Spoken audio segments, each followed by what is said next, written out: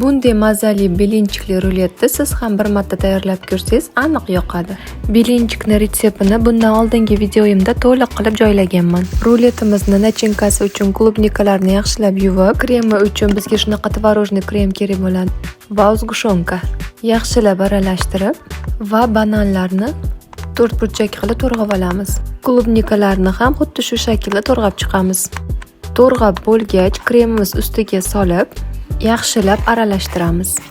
Tayyor nachinkalarimizni belinchiklarga 2 qoshiqdan solib, videoda ko'rsatilgandek qilib o'rab chiqamiz. Xuddi shu tartibda hamma belinchikimizni solib o'rab chiqamiz.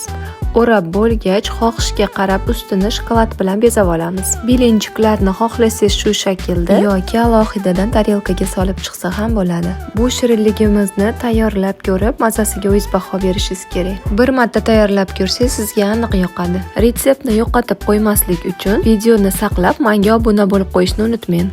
Video hamda retsept yoqqan bo'lsa, bittagina like tayamasligiga umiddaman.